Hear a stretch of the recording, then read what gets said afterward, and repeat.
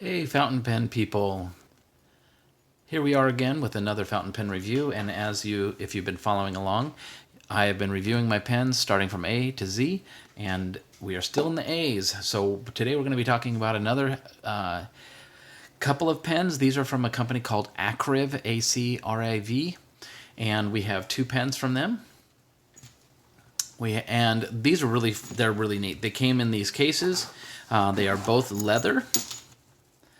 And I don't know if you can see what it says there. There it is, it says leather. The branding isn't really on the cases. Again, it just says leather on the back there. But the pens are, first we'll show you, the Acriv Statement is the name of this one. It is obviously an acrylic pen, a beautiful brown and green acrylic with some swirling and all of that. It's just chatoyance. It's got a roll stop. It's beautifully made. And, you know, acrylic pens are kind of the thing of the day right now. There are lots of boutique makers that are making pens out of acrylic and similar materials. This one's kind of fun. It's made out of a very solid acrylic. Let's unscrew the cap here. You can see that the walls of the cap and also of the barrel, and I'll show you that in a moment, are quite thick. So it's a very strong, robust pen. And this is an eyedropper pen. There's no ability to put a cartridge or anything in there. What you see there, that blunt end there, is the end of the ebonite feed. And then this is the rather chunky, heavily made barrel. And to fill this pen, of course, you would be filling that up, and we'll do that in a moment. But I want to talk a little bit about this nib. Well, the shape here, of course, is, and it takes a long time to unscrew it, but it's not horrible. Very, very smooth, even though you can very easily see the line between the cap and the barrel just because of the material.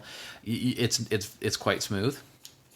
But whenever you have a smooth, sleek outer like that, you're always going to have a step down to the threads and to the section. But I don't find them uncomfortable. They don't impede the way I hold the pen or write with it. The section itself is quite skinny. Here, let's get some white in the background and make it a little easier to see things here. There we go. And let's talk about this nib a little bit. So as you can see there, it says Acriv titanium, and look at the end of that nib. It looks like there's something wrong. Instead of coming to a blunt stub or to a point with a tipping, it is rounded. This is actually their version of a stub nib, and I have to say it is very effective. It works really well, and I'll show you that later in the writing. The nibs are titanium, and other than Bock in Germany, I don't know of anybody else who's making nibs out of titanium at the moment. Those of you who have pens from Stipula or others that have titanium nibs, you have to understand those are all made by Bock. And we'll see a bit more when we go over to the other pen, some of the limitations of that. The case that it comes in is very nicely made, felt inside, zipper, leather outside, and it's got that leather smell to it. It's quite springy. I'm sure it's very protective. And the pens just come with it. I didn't order them special. And this one I was surprised that it actually came with it, because this one, when I purchased it, it said it would come in a leather case, but this one did not, and yet here it is. This is a different pen. This is the Acriv TI-22. TI standing for titanium. And it's got that laser etched there on the outside. I don't know how clear you can see that. Acriv. I don't know why there's kind of that odd symbol there. I think it's their symbol. It kind of evokes the recycling symbol. TiA22. This is obviously a pocket pen. It's quite short. And when you unscrew it, it reveals another titanium nib. The entire body is titanium. The cap screws onto the back, making a full-length pen. Very easy to write with. In fact, if you try to write without it, and you have larger hands, it's a bit short, and it becomes uncomfortable because it's going to be hard to control. But it is designed for that cap to post in a little over 1.5 turns, and there you go, and you've got a full-size pen. Because this one is so short, it is necessarily a cartridge converter pen. I'm sorry, just a cartridge filling pen. A cartridge only is what's going to fit on there. Now, the section itself is also very narrow, and I think that's to fit inside this rather robust, thickly machined titanium cap. The nib itself is more of a number 5 nib. We'll talk more about that nib in just a moment. The threading is done quite well on the cap, but where the threading of the section is involved, there's something about it. It's just a little bit loose. And it, no matter where it is, there's some play in it. So I put this O-ring in there to kind of stop that because I was having issues with it unscrewing.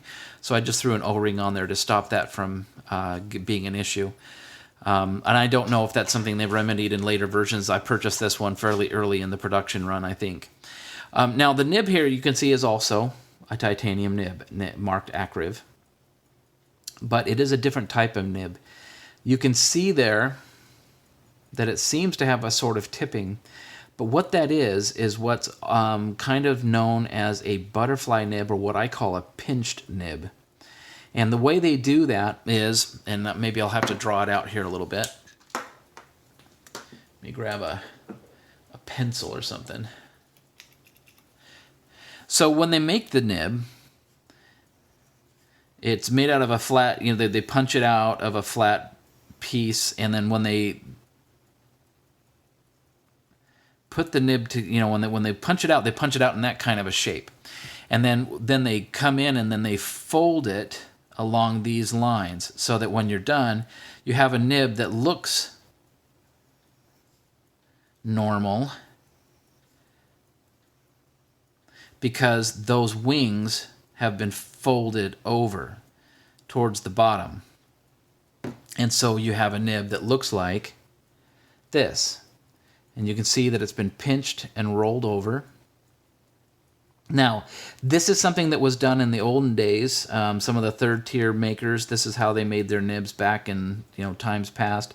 Typically, they did it with stainless steel nibs because tipping is an expensive process where you have to weld a bit of harder metal on the tip. They call it iridium. It rarely is. It's some other alloy. But tipping it, one of the issues that the problems with titanium, and something that Parker found out back in the 70s when they made their first titanium pens, is that it's very hard to weld anything onto titanium to take tipping. And so right now, I'm not sure what the process is that Bock has figured out, but they do have tipping on their pens, on their nibs, on their titanium nibs, but Acriv does not have the ability to do so, at least right now.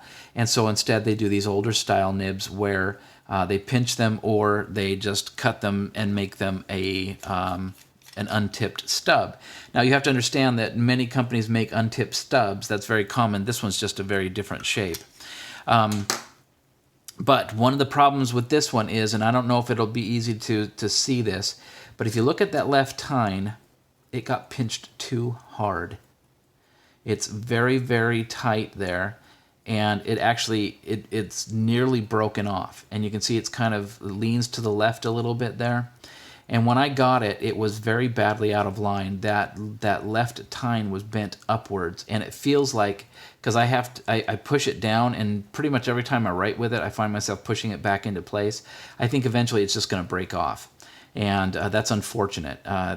It should have been a little bit better quality control on that. And unfortunately, I think this nib will fail on me before too long. But I do have to say that when it's aligned, and if they hadn't pinched that too hard and pinched that one tine over too much, that it would have been a wonderful writing pen. In fact, it is very smooth writing as long as those tines are aligned.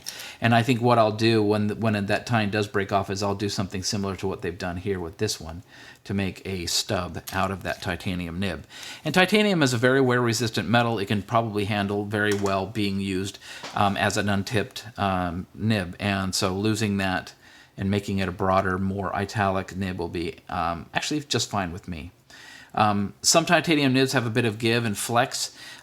These ones, they will give a little bit too, but you're warned not to because it will actually could damage the nibs. And that's true of all of them, even the Bock nibs. And it came with this interesting care card. It says, we thank you for selecting the Acriv titanium nib. This nib is proudly manufactured in India.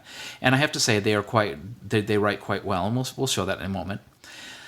It's corrosion resistant. It is untipped to give you an enhanced titanium nib writing experience. It is sensitive to pressure, so use a light hand to avoid any sort of damage, meaning bending of the nib. And then there's an interesting precaution here in this dark spot right here. It says, please use the pin included with this package to puncture the cartridge before attaching it to the feed. I thought that's really strange because when I opened up the package, this was sitting in there. And I'm like, okay, I've seen these on the bottom of pieces of furniture for moving across hard floors or whatever. Why is this in my package? Well, the reason for that is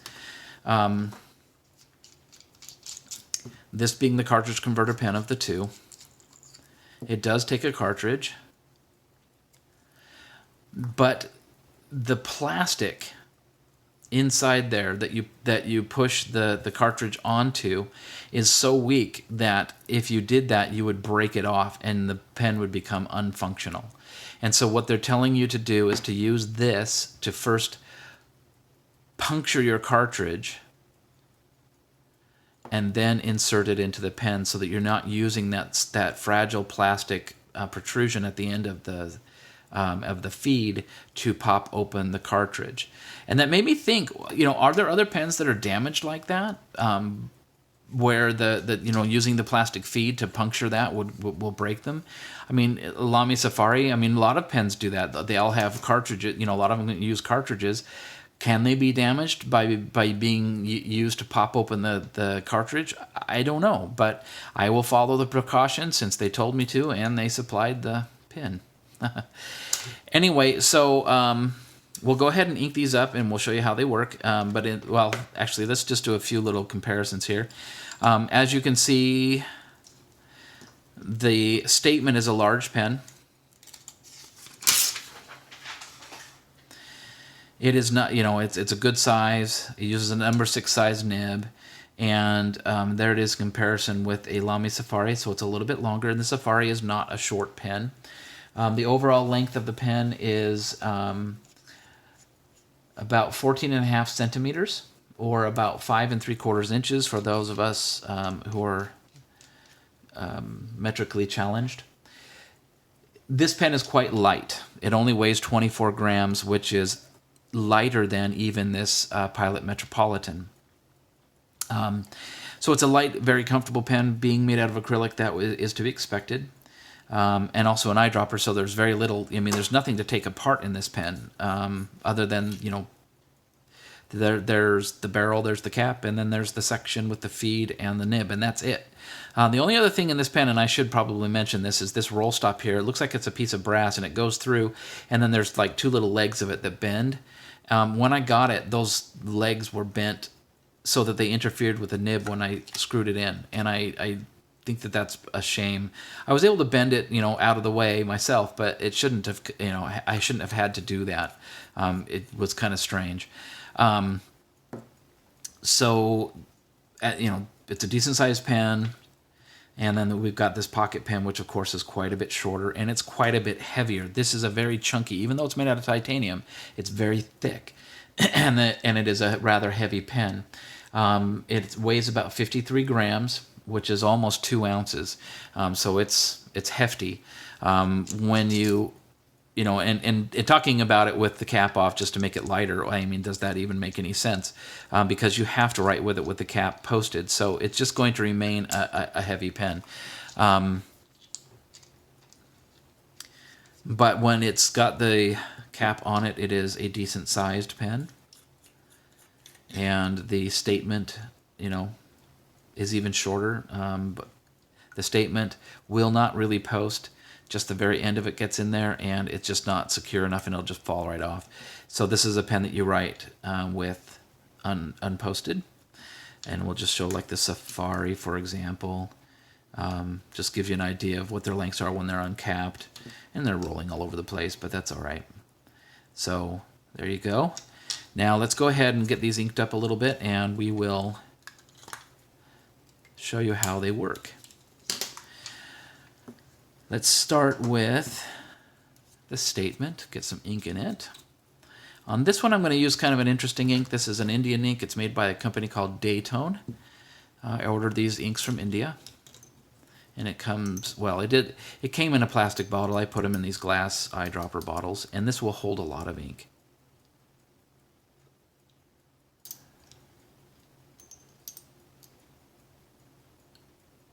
And eyedroppers, you always want to get them as full as you can for a couple of reasons, but a lot of it has to do with burping.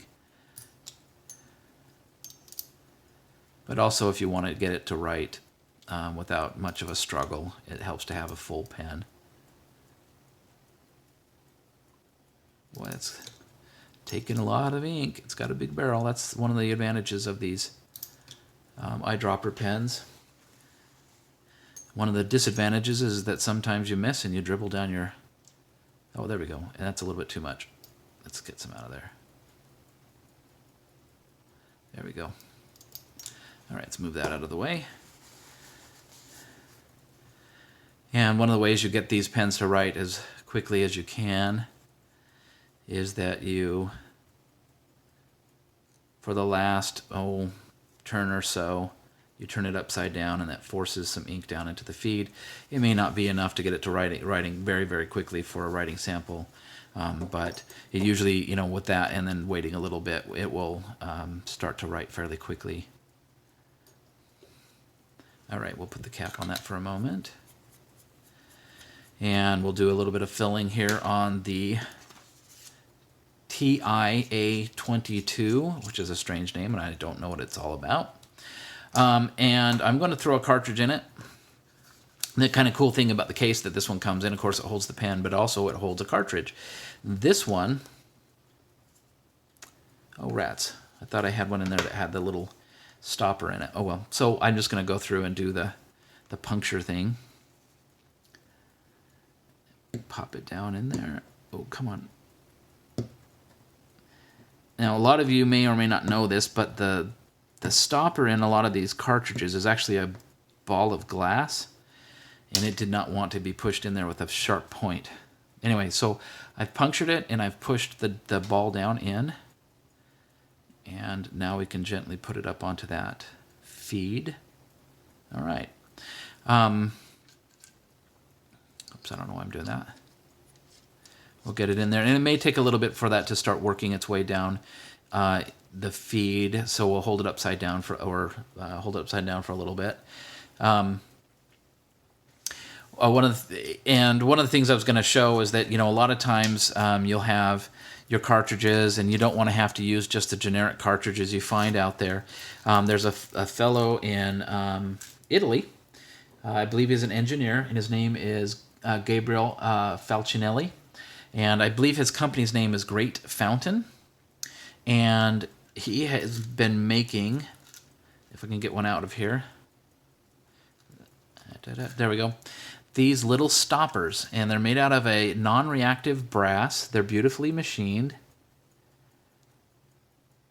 And what you do is that if you want to fill this up with ink, you can fill it up with the ink of your choice using a syringe, and then you can use this stopper and just push it in there. And that will stopper it and keep it from leaking, and you can go ahead and put whatever ink you want in there and carry it with you, and it will be carried safely because of this stopper. It's very easy to grip and pull out. It's awesome. And the reason I mention it is because I thought that the spare I had in this little pouch was one of the ones that I had stoppered before, but apparently not. Okay, we'll go ahead and we'll do a writing sample now with this is the Acriv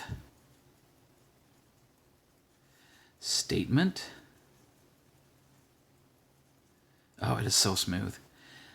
This one has the titanium stub nib, and even though it's rounded, that whole rounded point, it's really, really smooth, and it does the line variation thing quite well. It's very smooth. There's no corners to catch or anything like that. I think it's a really interesting design. I think, and they smoothed it quite well. There's no issues with it. The ink is Daytone olive brown, which is kind of a fun ink. It's kind of a browny, greenish ink. It is not a particularly wet writer. It's adequate, and I've never had issues with flow. It writes quite well. It's got an ebonite feed, so that typically that means a decent amount of ink flow. We'll do the ubiquitous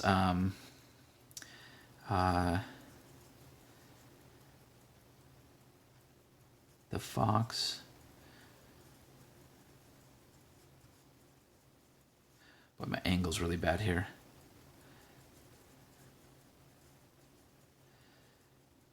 It's not the full sentence, sorry. But anyway, that should have been the quick brown fox, but anyway. It's a decent writing pen, and it holds a significant amount of ink, and I think this is a good bet if you're looking for a good acrylic pen with good writing characteristics, a good titanium nib, an ebonite feed. It's handmade in India. It's not terribly expensive either. This one with the case came to me for about $40, which is really, really good considering it's a handmade acrylic pen with a titanium nib.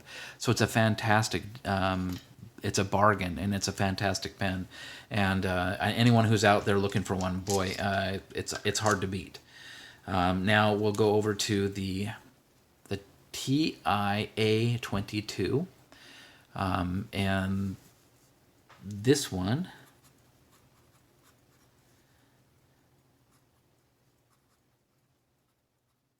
that's the name. I'm not sure what it's all about. This one has the pinched titanium, and I believe this one is a medium. I don't think it's marked. It's not. It just says Acriv Titanium made in India. It has somewhat of an architect effect because of the pinched nature of the nib. It's fairly thin vertical lines and wider horizontal lines, which is indicative of an architect type nib. The ink in this one, boy, it was just a generic cartridge, so I don't even know what to call it. Maybe it's a Monteverdi. I don't know. It's just a cartridge. It is a decent flowing pen. It's fairly wet. And it's very reliable and quite smooth unless those tines get moved out of alignment. And as you can see, it feeds perfectly adequately.